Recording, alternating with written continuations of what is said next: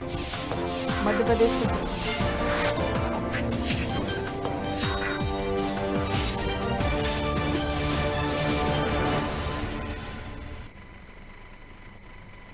खबर उत्तराखंड देख रहे हैं आप। लोकमंच न्यूज में आपका स्वागत है। मैं हूं आपके साथ सुरभि राजपूत। बुलेटिन की शुरुआत करते हैं। देहरादून में मौसम विभाग ने अगले 24 घंटे में कई जिलों में भारी बारिश होने का अलर्ट जारी किया है। आपको बता दें कि भारी बारिश को देखते हुए बरसात शुरू होने से पहले ही पुलिस विभाग और आपदा प्रबंधन विभाग 7 जिलों में रूट डायवर्जन प्लान को लेकर SOP जारी कर रहा है, जिससे सड़कें बंद होने पर तत्काल सूचना मिल सके, रोड ब्लॉक होने पर किसी भी तरीके का जाम नहीं लगे। इसे देखते हुए प्रशासन अपनी तरफ से पूरी तैयारी में लग गया है।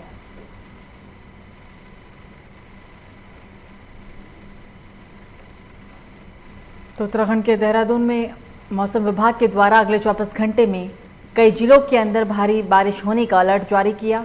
भारी बारिश को देखते हुए बरसात शुरू होने से पहले ही पुलिस विभाग और आपदा प्रबंधन 7 जिलों में रूट डायवर्जन प्लान को लेकर SOP बनाई गई, जिससे कि सड़क बंद होने पर तत्काल सूचना मिल सके, रोड ब्लॉक होने पर किसी भी तरीके का जाम नहीं लगेगा। इसे देखते हुए पुलिस प्रशासन अपनी तरफ से हर संभव प्रयास कर रहा है। अगले 2-3 दिन भी जो उत्तराखंड के विशेषकर पर्वतीय क्षेत्र है वहाँ पर कहीं कहीं भारी वर्षा मिलने की संभावना है। तापमान की बात करें तो अभी उत्तराखंड में अधिकतम तापमान सामान्य से 2 से 3 डिग्री कम चल रहे हैं और जो वर्षण की गतिविधि के चलते आगे भी जो है अधिकतम तापमान सामान्य से 2 से 4 डिग्री तक नीचे बने रहे। तो शंकराचार्य परिषद के प्रमुख स्वामी आनंद स्वरूप ने राष्ट्रपति को पत्र लिखकर संविधान के मूल प्रस्तावना में सेक्युलर की जगह हिंदुत्व शब्द शामिल करने की मांग की है। स्वामी आनंद स्वरूप के अनुसार जल्द से जल्द केंद्र सरकार भारत को हिंद राष्ट्र घोषित करे। उनका मानना है कि पाकिस्तान इस्लामिक राष्ट्र बन सकता है तो भारत क्यों नहीं। इस मामले में शंकराचार्य परिषद जल्द ही देश भर में 10,000 साधु संतों के साथ राष्ट्रपति को ज्ञापन भी सौंपने वाला है। इस मौके पर कांग्रेस के वरिष्ठ नेता दिग्विजय सिंह की धारा 370 के संबंध में वायरल हुई ऑडियो पर भी स्वामी आनंद स्वरूप ने निशाना साधा और उनके राष्ट्रद्रोह के तहत गिरफ्तार कर जेल में डालने की उनके द्वारा मांग की गई।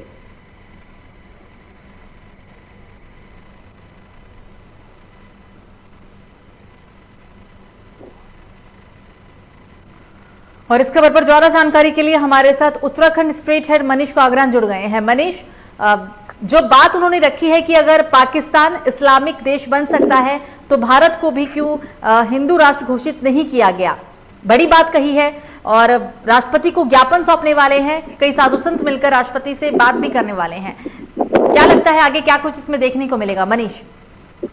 हाँ बिल्कुल सुरभि, जिस तरीके से जितने साधु संत हैं ये इकट्ठे हो रहे हैं, जो शंकराचार्य जो एक परिषद है उसके बैनर तले ये सारे जितने भी साधु संत हैं इकट्ठे हो रहे हैं और इन्होंने ये मांग कर रहे हैं कि जो ये इंडिया है इसको हिंदू राष्ट्र घोषित किया जाए। इसके लिए ये आंदोलन भी अपना पेश कर रहे हैं और ये राष्ट्रपति को ज्ञापन भी इसका देंगे। और उन्होंने कहा कि अगर हमारी बात को नहीं माना गया, संविधान में अगर संशोधन नहीं करा गया तो इसके लिए आंदोलन करेंगे। देश भर के जितने भी साधु संत हैं वो सब एक ही बैनर के तले इकट्ठे होंगे और हिंदू राष्ट्र इसको घोषित करने की पूरी कोशिश की जाएगी। और जब तक हिंदू राष्ट्र इसको घोषित न किया जाए जब तक इनका आंदोलन आगे नहीं रुक पाएगा। सुरभि।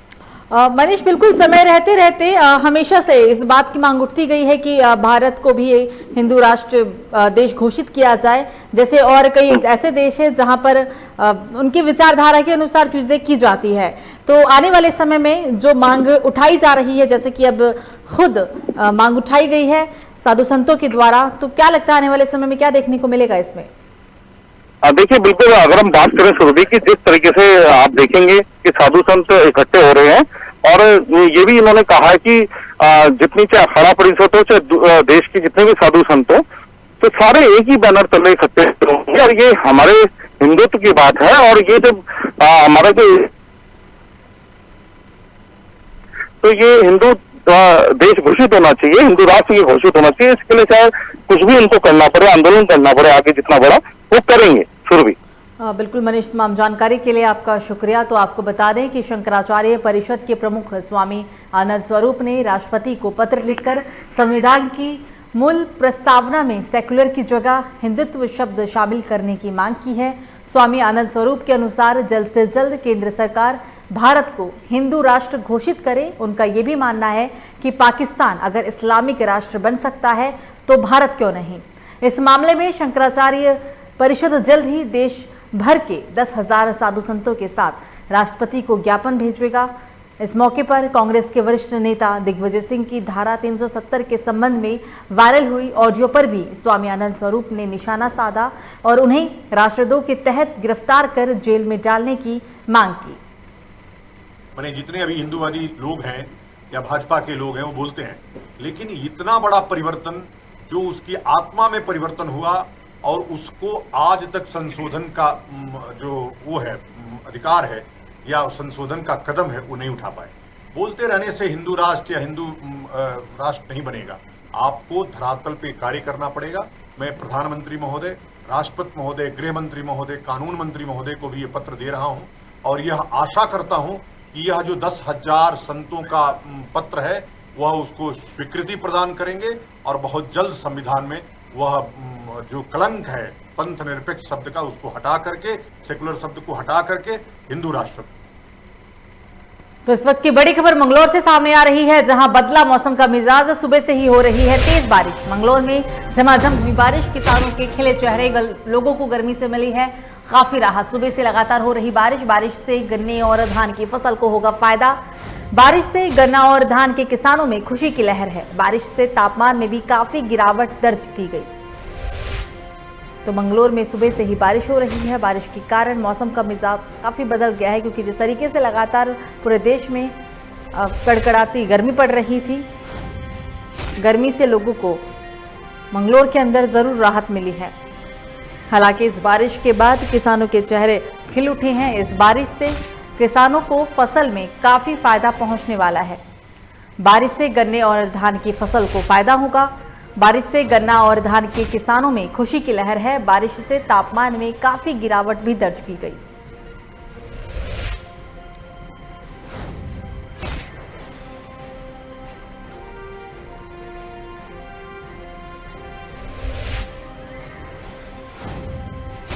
तो मंगलौर के साथ साथ कई जिलों के अंदर भारी बारिश को लेकर अलर्ट जारी किया गया है। अगले 24 घंटे में भारी बारिश का अलर्ट जारी किया गया, लेकिन मंगलौर के अंदर सुबह से ही झमाझम बारिश देखने को मिल रही है। मंगलौर में सुबह से तेज बारिश है, किसानों के चेहरे खिल उठे हैं, लोगों को गर्मी से काफ़ी राहत भी मिला। सुबह से ही लगातार यहाँ तेज बारिश है। बारिश से गन्ने की फसल है उसे काफ़ी फायदा भी पहुँचेगा। बारिश से गन्ना और धान दोनों की ही फसल को काफ़ी फायदा पहुंचने वाला है। बारिश से तापमान में काफी गिरावट दर्ज की गई।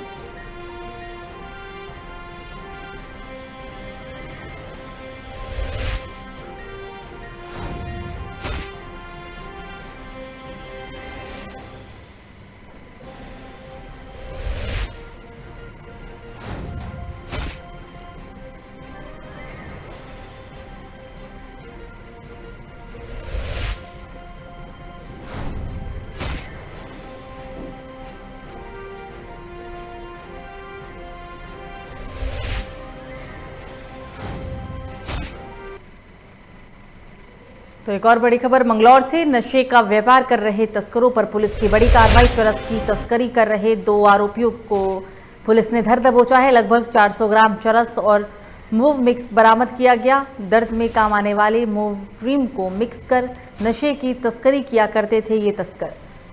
मंगलौर से इस वक्त की बड़ी खबर, पुलिस ने बड़ी कार्रवाई के तहत 2 नशे के तस्करों को गिरफ्तार किया है। पुलिस की कार्रवाई देखने को मिली। चरस की तस्करी कर रहे 2 आरोपियों को गिरफ्तार कर लिया गया। इन दोनों आरोपियों के पास से पुलिस ने लगभग 400 ग्राम चरस और मूव मिक्स बरामद किया है। कहा जा रहा है कि दर्द में काम आने वाली मूव क्रीम में मिक्स करके ये नशे का तस्करी किया करते थे। फिलहाल पुलिस ने इस पूरे मामले में एनडीपीएस की धाराओं में मुकदमा भी दर्ज किया है। संगीन धाराओं में मामला दर्ज किया गया। एनडीपीएस की धाराओं के तहत मामले दर्ज किए गए। दर्द में काम आने वाली मूव क्रीम में मिक्स कर नशे की तस्करी किया करते थे ये दोनों ही युवक। चरस की तस्करी कर रहे 2 आरोपियों को गिरफ्तार किया गया। लगभग इनके पास से 400 ग्राम चरस और मूव मिक्स बरामद किया गया है। इस चरस में मूव मिक्स था। नशे के कारोबारी पर पुलिस का शिकंजा, 2 लोगों को गिरफ्तार किया गया।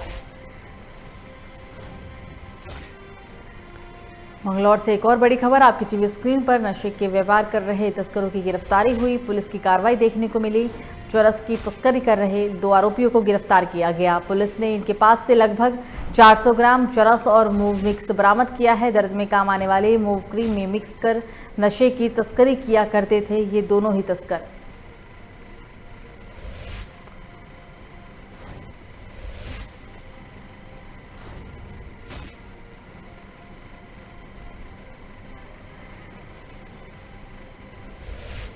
पुलिस ने संगीन धाराओं में मामला दर्ज किया है। एनडीपीएस एक्ट के तहत मामला दर्ज कर लिया गया।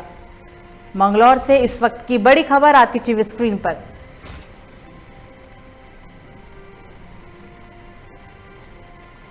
मंगलौर से इस वक्त की बड़ी खबर आपकी टीवी स्क्रीन पर। 2 नशे के सौदागरों को पुलिस के द्वारा दबोचा गया। दोनों के पास से 400 ग्राम चरस मूव मिक्स बरामद किया गया। दर्द में काम आने वाली मूव क्रीम को चरस में मिक्स कर ये तस्कर बेचा करते थे।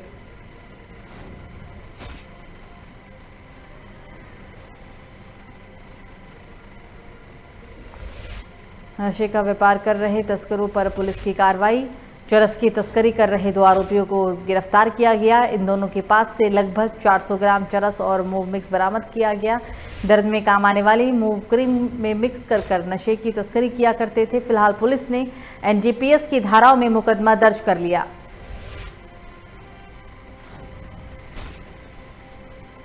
एनडीपीएस की धाराओं में मुकदमा दर्ज किया गया है। दर्द में काम आने वाली मूव क्रीम में मिक्स कर ये दोनों ही नशे के सौदागर नशे की तस्करी किया करते थे। लगभग 400 ग्राम चरस और मूव मिक्स बरामद किया गया। और इस खबर पर ज्यादा जानकारी के लिए हमारे साथ उत्तराखंड के ब्यूरो चीफ रामगोपाल जुड़ गए हैं। रामगोपाल, एनडीपीएस एक्ट के तहत दोनों ही आरोपियों की गिरफ्तारी हुई, मामला दर्ज किया गया है, 2 तस्करों को गिरफ्तार किया गया। किसी चेकिंग अभियान के तहत ये कार्रवाई या मुखबिर की सूचना पर? रामगोपाल। इसको सुरभि देखिए, ये लगातार पुलिस जो है चेकिंग अभियान चला रही है और ड्रग्स के खिलाफ जिस तरीके से जो अधिकारियों के निर्देश हैं, कहीं ना कहीं इसको लेकर के पुलिस सख्त है। और ये लगभग जो 400 ग्राम चरस के साथ में जो है 2 आरोपियों को गिरफ्तार किया गया है। और इसमें आरोपी जो मंगलौर क्षेत्र के जैनपुर झंझेड़ी गांव का, यानी कि दूसरा एक उत्तर प्रदेश का रहने वाला है। जबकि पुलिस ने कई जो वाहन चालक हैं उनके द्वारा ये कार्रवाई की गई है और पुलिस ने दोनों के खिलाफ एनडीपीसी एक्ट के तहत मुकदमा दर्ज कर लिया है। और साथ में जो कार्रवाई है वो पूछताछ भी की जा रही है और उनको जो है न्यायिक हिरासत के लिए जो है रिमांड पर भेज दिया है। जी बिल्कुल रामगोपाल, तमाम जानकारी के लिए आपका शुक्रिया।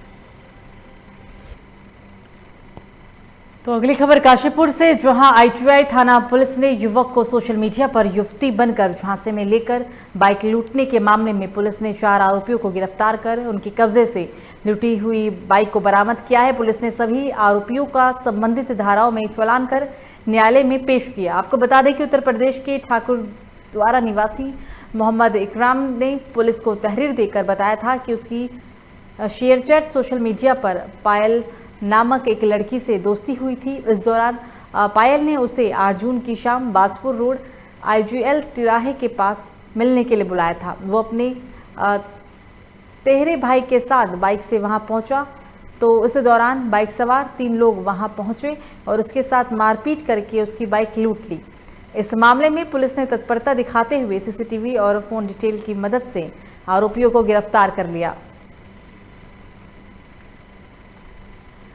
तो ये सोशल मीडिया का प्यार, सोशल मीडिया के प्यार में एक व्यक्ति को लूटा गया है, क्योंकि यहाँ पर युवती बनकर एक युवक ने लूट की वारदात को अंजाम दिया। बाइक को लूटा गया। हालांकि पूरे मामले में कार्रवाई करते हुए पुलिस ने सभी आरोपियों की गिरफ्तारी कर ली है। लड़की बनकर लोगों को लूटते जुटे थे ये तीनों ही अपराधी। 3 अपराधी को गिरफ्तार किया है पुलिस ने।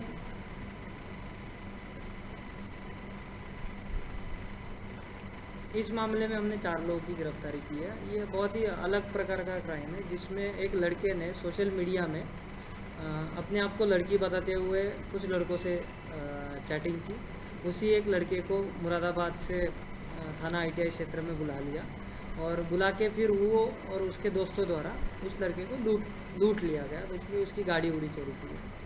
तो हमें हमारा सबसे ये निवेदन रहा, सोशल मीडिया में जब भी आप किसी से इंटरेक्ट करते हैं, किसी अनजाने व्यक्ति से ना करें। आपके साथ भी ये हो सकता है और सोशल मीडिया का सही तरीके से ही उपयोग होगा। तो दिनेशपुर पुलिस को नशे के खिलाफ चलाए जा रहे अभियान के तहत बड़ी सफलता मिली है। थाना अध्यक्ष अशोक कुमार ने कहा है कि अवैध शस्त्र धारण करने वाले के खिलाफ दिनेशपुर पुलिस लगातार कार्रवाई कर रही थी और इसी क्रम में दिनेशपुर पुलिस को एक व्यक्ति के पास से एक जिंदा कारतूस, 12 बोर का अवैध तमंचा और 10 ग्राम स्मैक बरामद हुआ। इस व्यक्ति को नेतानगर शमशान घाट के पास गश्त कर रही टीम ने पकड़ा। उत्तराखंड के दिनेशपुर में बड़ी कार्रवाई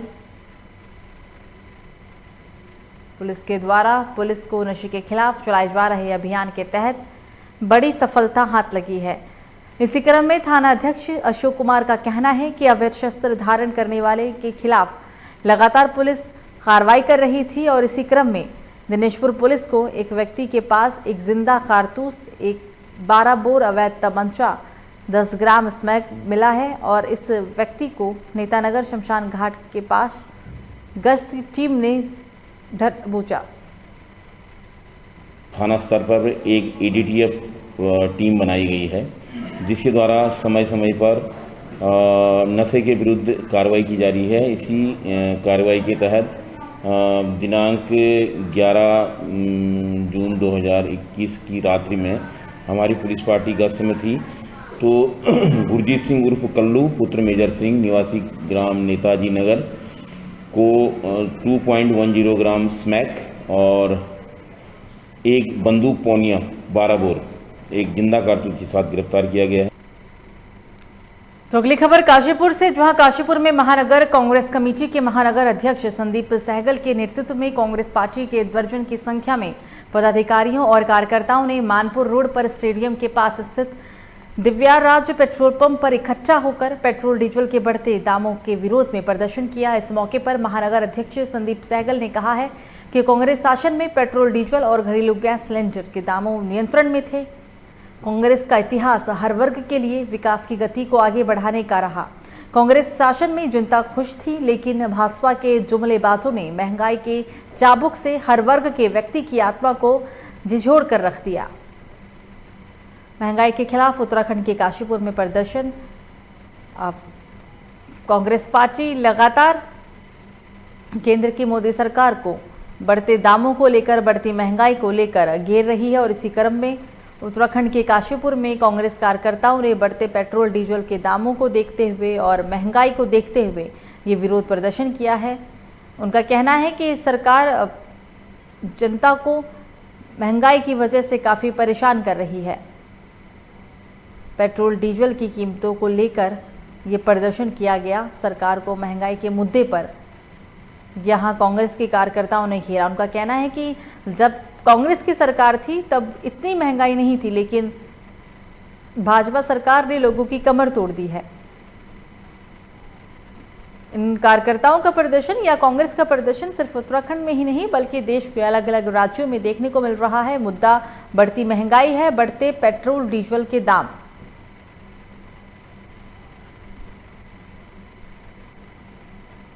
और इस विरोध प्रदर्शन के दौरान महानगर अध्यक्ष संदीप सहगल ने कहा है कि कांग्रेस शासन में पेट्रोल डीजल और घरेलू गैस सिलेंडर के दामों पर नियंत्रण था, लेकिन उनका ये भी कहना था कि कांग्रेस का इतिहास हर वर्ग के लिए विकास की गति को आगे बढ़ाना रहा।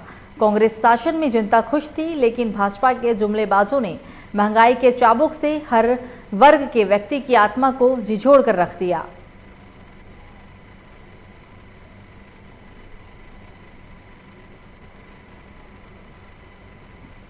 भारतीय राष्ट्रीय कांग्रेस व प्रदेश कांग्रेस कमेटी उत्तराखंड के आदेशानुसार आज समस्त देश में, पूरे देश में व समस्त प्रदेशों में कांग्रेस द्वारा आज पेट्रोल और डीजल के दाम जिस प्रकार से तेजी से और निरंतर बढ़ रहे हैं, उसके विरोध में हम लोग प्रदर्शन निरंतर करते आए हैं। किंतु आज भी जोर शोर पूरा कांग्रेस परिवार इसका प्रदर्शन कर रहा है। देश आज़ादी के पहली बार डीजल 90 रुपये पार और पेट्रोल 100 रुपये पार कर चुका है। ये अपने आप में एक ऐसा कार्य इस डबल इंजन की सरकार ने किया है जो कभी नहीं हुआ। हम इस सरकार का पूरी तरीके से बहिष्कार करते हैं। इसने जो आम नागरिकों के संग शोषण किया है, ऐसा शोषण आज से पहले कभी किसी सरकार ने नहीं किया। तो राज्य में कोरोना से तो लोग परेशान ही हैं, लेकिन अब स्वास्थ्य विभाग डेंगू से निपटने की भी तैयारियों में जुट गया है। स्वास्थ्य विभाग ने डेंगू को लेकर घर घर सर्वे करने का एक बड़ा प्लान तैयार किया। इस महत्वपूर्ण काम की जिम्मेदारी भी आशा कार्यकर्ताओं को ही सौंपी गई। बक्सर ब्लॉक में फिलहाल 219 आशा कार्यकर्ताओं ने सिलेक्ट किया गया कि एक आशा कार्यकर्ता हर रोज 30 घरों के सर्वेक्षण का टारगेट रखे। विभागीय अधिकारियों ने आशा कार्यकर्ताओं को सर्वेक्षण संबंधी तमाम साधन मुहैया करवाए और साथ ही साथ उन्हें सर्वेक्षण की बाबत खास टिप्स भी दिए गए हैं। हर एक आशा कार्यकर्ता अपनी सर्वेक्षण रिपोर्ट अधिकारी को सौंपेगी।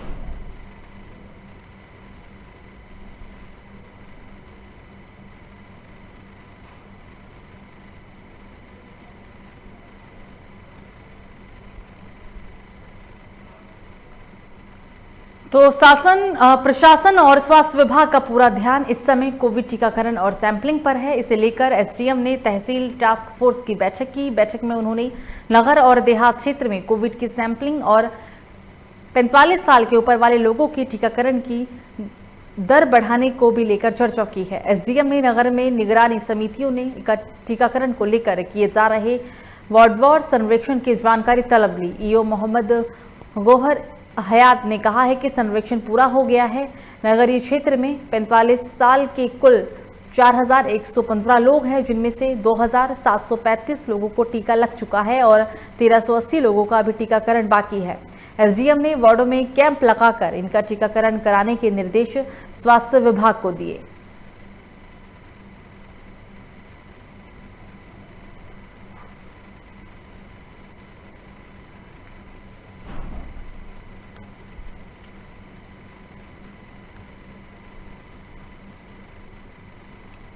तो मुख्यमंत्री तीरथ सिंह रावत ने सचिवालय से कोविड-19 के नियंत्रण एवं कोविड वैक्सीनेशन की प्रगति के संबंध में जिलाधिकारी के साथ वर्चुअल बैठक कर दिशा निर्देश जारी किए और testing, micro containment zone, Covid appropriate behaviour और इन्फोर्समेंट पर विशेष ध्यान देने की भी उन्होंने आग्रह किया।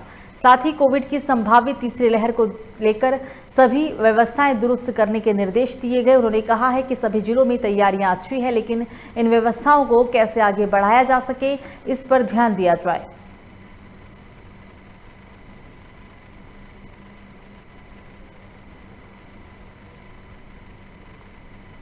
तो कोरोना को मात देने के लिए वैक्सीनेशन अभियान जोरों शोरों से चलाया जा रहा है। वैक्सीनेशन लगवाने के लिए लोगों को हर तरह से जागरूक किया जा रहा है। बंगलोर कस्बे में नगर पालिका ने सभी दुकानदारों से वैक्सीन लगाने के बाद दुकानों पर बैठने की अपील की। ऐसा न करने पर कार्रवाई की भी चेतावनी दी गई। इसके साथ ही नगर पालिका प्रशासन ने एक टीम का भी गठन किया, जो बाजारों में घूमकर दुकानदारों के वैक्सीनेशन सर्टिफिकेट भी चेक करेगा। दूसरी ओर नगर पालिका के इस फरमान से दुकानदार काफी नाराज भी दिख रहे हैं। दुकानदारों का कहना है कि पहले नगर पालिका की तरफ से वैक्सीनेशन का कार्य किया जाए, तब ये फरमान लागू होगा। दुकानदारों का ये भी कहना है कि वैक्सीन की कमी होने और मंगलौर में वैक्सीनेशन अभियान धीमी गति से होना भी एक दुर्भाग्यपूर्ण है।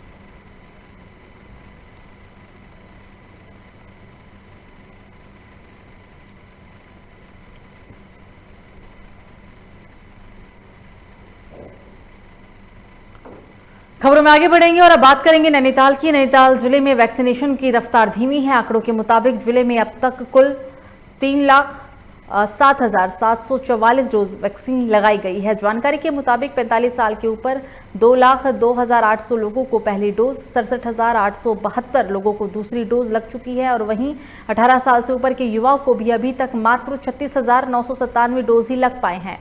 बताते चले कि 1.8% डोज खराब भी हो चुका है। आंकड़े बता रहे हैं कि 18 से ऊपर के युवाओं को अभी तक मात्र 8%, जबकि 45 साल के ऊपर को 62% वैक्सीनेशन हुआ। जिले में वैक्सीनेशन की रफ्तार धीमी है। नैनीताल जिले की आबादी 12 लाख के आसपास है। सरकारी आंकड़ों के मुताबिक 18 साल से 44 साल के 4,84,954 लोगों का टीकाकरण किया जाना है, जबकि 44 साल से ऊपर के 2,74,728 लोगों को वैक्सीन लगाई जानी है। लेकिन वर्तमान में वैक्सीनेशन की रफ्तार काफी धीमी है। स्वास्थ्य विभाग से मिली जानकारी के मुताबिक नैनीताल जिले को अभी तक 3,27,200 वैक्सीन डोज मिले हैं। अधिकारियों का कहना है कि वैक्सीन के एक वॉयल में 10 डोज आती है। वॉयल के खुलने के बाद वैक्सीन की अवधि मात्र 4 घंटे की ही होती है। ऐसे में वैक्सीन का इस्तेमाल नहीं होने की स्थिति में वैक्सीन खराब हो जाती है।